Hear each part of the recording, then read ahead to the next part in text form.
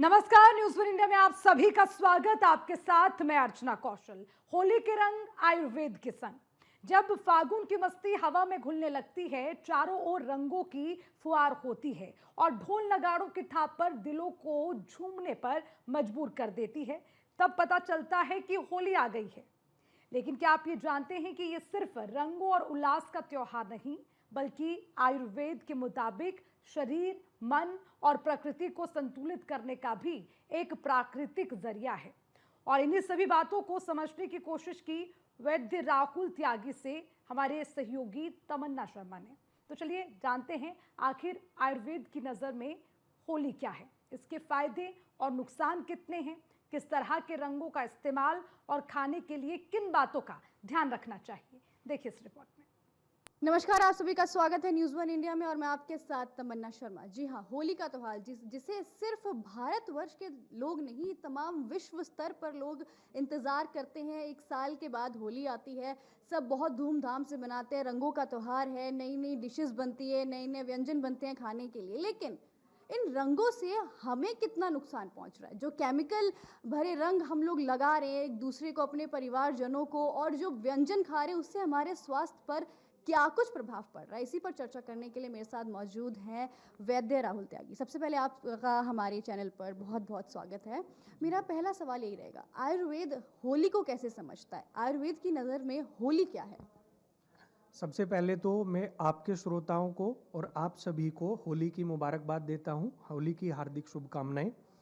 अब अगर आयुर्वेद के तौर पे और एक वैद्य के दृष्टिकोण से होली का क्या महत्व है, इसके ऊपर अगर मैं बात करूं तो असल में होता क्या है, जो होली का त्यौहार है ये वसंत ऋतु में आता है। शिशिर के बाद वसंत ऋतु आती है, जो चैत्र और वैशाख का मंथ होता है हमारे हिंदू पंचांग के अनुसार, तो उसमें होली का त्यौहार होता है। तो अगर आयुर्वेद की बात करें तो इस टाइम पे कफ का प्रकोप होता है, तो जनरली किसी के भी शरीर में कफ नेचुरल रूप से बढ़ा हुआ रहता है। तो आप देखेंगे इस टाइम पे वायुमंडल में या हमारे वातावरण में भी बहुत सारे इन्फेक्शंस, जैसे कि वायरल इन्फेक्शन है, बैक्टीरियल इन्फेक्शंस बहुत सारे होते हैं, तो जिसकी वजह से फीवर होना, फ्लू आना, रैशेस हो जाना, अर्टिकेरिया हो जाना, इसके अलावा जैसे सर्दी है, जुकाम है, टॉन्सिलाइटिस है, ऐसी बहुत सारी चीज़ें डेवलप होती हैं। तो ये जो टाइम है, ये इस टाइम पे ये कफ और पित्त की वजह से होने वाले रोग होते हैं। बिल्कुल। अगर हम होली की बात कर रहे हैं तो होलिका दहन की ना बात की जाए, ऐसा हो नहीं सकता है। होलिका दहन पर भी तमाम ऐसी बीमारियां, जब परिक्रमा लगाते हैं तो उसका जो धुआं उठता है उससे भी बहुत सारी बीमारियां होने के ऐसा बोला जाता है इफेक्ट पड़ता है हमारे शरीर पर, हमारे लंग्स पर। उससे कैसे बचा जाए और आयुर्वेद में उससे बचने के लिए क्या क्या नुस्खे कह लीजिए, उपाय कह लीजिए, क्या है? असल में आपने जिसकी बात की है ये एक्चुअली हमारे केवल होली में नहीं, हमारे जितने भी फेस्टिवल्स होते हैं उसमें कुछ ना कुछ परंपराएं या अवधारणा कह लीजिए आप, ऐसी परंपराएं होती हैं। कुछ लोग इन्हें ढकोसला या अंधविश्वास समझ सकते हैं, लेकिन ऐसा नहीं है। इन सभी परंपराओं के पीछे कुछ ना कुछ वैज्ञानिक या साइंटिफिक रीजन अवश्य होता है। असल में होता क्या है, आपने देखा होगा होलिका दहन वाले दिन दिन के समय में हमारे घर की जो महिलाएं हैं वो होली पे पूजा करने के लिए जाती हैं। तो वो पूजा में जब पूजा करने जाती हैं तो अपने साथ कुछ चीज़ें लेके जाती हैं। तो जैसे उसमें क्या होता है, उसमें नए अनाज हैं, गेहूं है, चावल है, घर से बना के उड़द दाल के वड़े हैं, चने की वड़ियाँ हैं, कुछ मिष्ठान जैसे मालपुए वगैरह लेके जाते हैं। तो उसका एक साइंटिफिक कारण है, वो वहाँ पे चढ़ा के आते हैं। जनरली होता क्या है, चैत्र और वैशाख के मंथ में या वसंत ऋतु में इन चीज़ों का, ये जनरली गरिष्ठ भोजन है, तो इन सभी चीज़ों का त्याग करने के लिए, वर्ज्य के लिए, इनको अवॉइड करने के लिए बोला गया है। तो जब आप वहाँ पे जा रहे हैं, उनको चढ़ा के आ रहे हैं, तो एक्चुअली हमारी जो परंपराएं हैं, ये परंपराएं एक तरह की चेकलिस्ट है जो हमें ये बताती है कि जो आने वाला समय है, ये जो ऋतु है, हमें इन इन चीज़ों को अवॉइड करना है, इनको अभी वर्ज्य करना है। तो इसलिए हमारी जो महिलाएं हैं वो जाके उनको वहाँ पे चढ़ा के आती हैं। बात दूसरी परंपरा यानी कि परिक्रमा की आपने करी, जब होलिका दहन होता है तो उसमें एक्चुअली होता क्या है, उसमें हम होलिका दहन के समय जैसे तिल डालते हैं, हवन की सामग्री डालते हैं, चंदन डालते हैं, कपूर डालेंगे, लौंग, इलायची, जटामांसी, ऐसी बहुत सारी गुग्गुल, लोबान, सुगंधित चीज़ें, ऐसी चीज़ें डालते हैं तो उससे जो धुआं उठता है वो जो वायुमंडल वातावरण में वायरस और बैक्टीरिया फैले हुए हैं उनको शुद्ध करने का काम करता है। जो फ्लू जैसी समस्याएं हैं, फीवर है, ऐसी जो रोग हैं उनका नाश करता है। आपने एक और बात कही कि परिक्रमा करते हैं, तो एक्चुअली होता क्या है, इस सीजन में जब कफ सभी के शरीर में बढ़ा हुआ है और हम सब लोग परिक्रमा करते हैं होलिका दहन के समय, तो हमारे शरीर का जो बढ़ा हुआ कफ है वो पिघल जाता है, तो उससे होने वाले रोग हैं उनसे बचा जा सकता है, इसलिए ये किया जाता है। अगर हम बात करें परिक्रमा की सामग्री की, तो हमारा जो शरीर है वो कहा जाता है कि पंच तत्वों से बना हुआ है। पंच तत्वों का क्या महत्व है आयुर्वेद में? असल में केवल हमारा शरीर नहीं, इस ब्रह्मांड में जितनी भी चीज़ें हैं वो सभी पंच महाभूत से मिलके बनी हुई है। तो पंच महाभूत हमारे शरीर में भी हैं, शरीर के बाहर भी हैं। होली खेलने के लिए जो रंग हम उपयोग करते हैं उनमें भी हैं। तो असल में होली से अगले दिन रंग पंचमी का त्यौहार होता है जिसे हम दुल्हनडी बोलते हैं। हम अपने परिचितों को, रिश्तेदारों को, दोस्तों को हम कलर लगाते हैं, तो उसके पीछे एक वैज्ञानिक कारण है। ऐसे ही हमारा होली का त्यौहार नहीं है। पहली चीज़, हमारे शरीर में 7 चक्र होते हैं। जो ये 7 चक्र हैं ये अलग अलग तरह की शरीर की एनर्जियों को कंट्रोल करते हैं।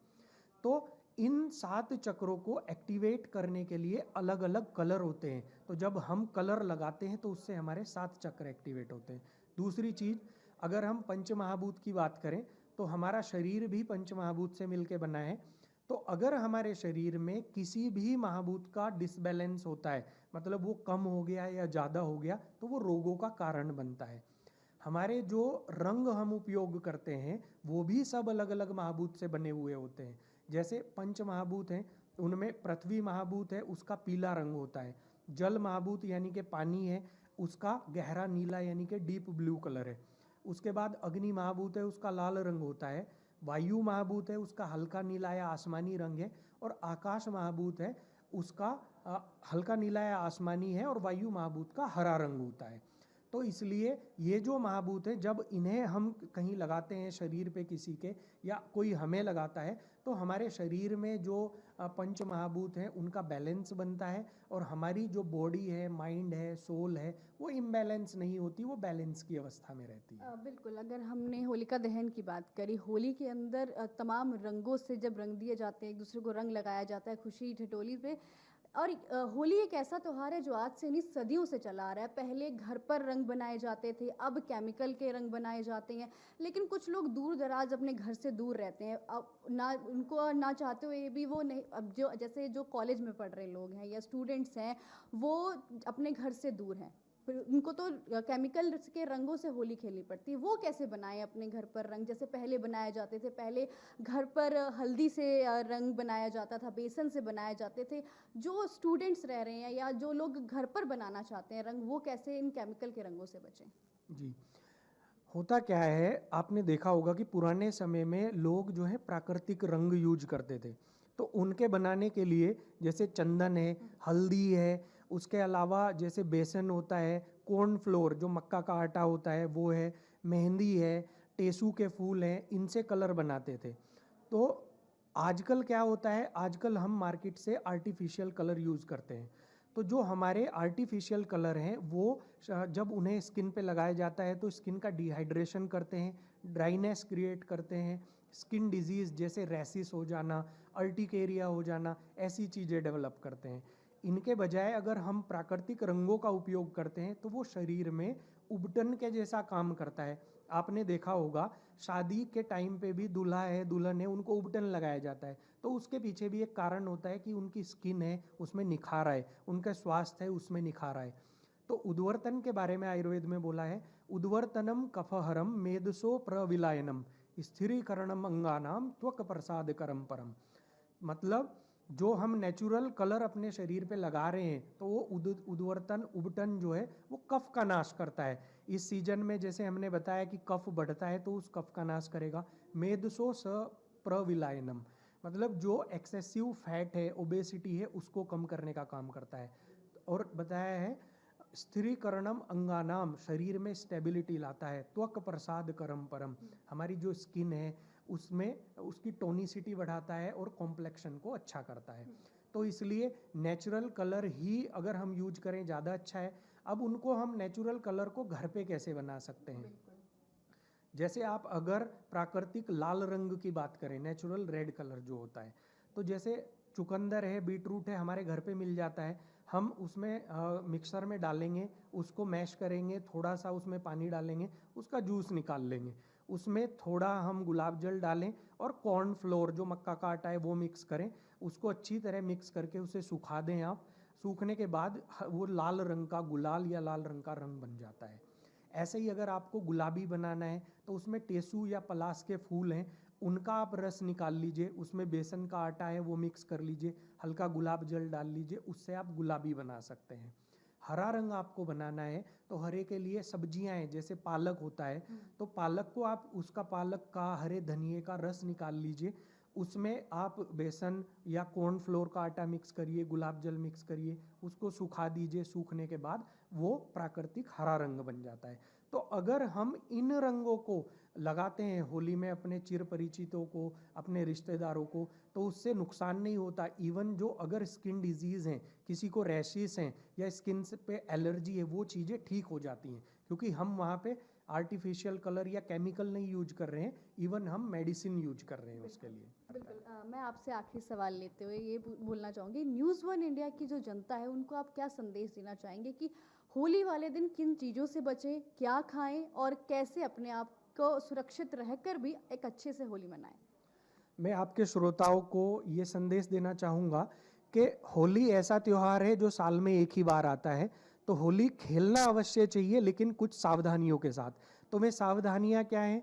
एक तो हम प्राकृतिक रंगों का उपयोग करें, आर्टिफिशियल कलर ना यूज़ करें, और जो सावधानियाँ हमने आपके व्यंजन बनाने में, खाने में आपको बताई हैं, उनका उपयोग करते हुए आप इन व्यंजनों का आनंद लें और होली को, खुशियों को, और अपने जो आपके साथ जुड़े हुए लोग हैं, आपके परिवार के लोग हैं, उनमें खुशियाँ मनाएं और प्यार बांटें। बिल्कुल, आप सुन रहे थे अभी वैद्य राहुल त्यागी को। उन्होंने बताया कि कैसे होली के त्योहार को मनाया जाए और कैसे तमाम चीज़ों से बचा जाए। आप भी उन चीज़ों को ध्यान में रखिए और सुरक्षित तरीके से होली मनाइए। तब तक के लिए दीजिए मुझे इजाज़त और देखते रहिए न्यूज़ वन इंडिया।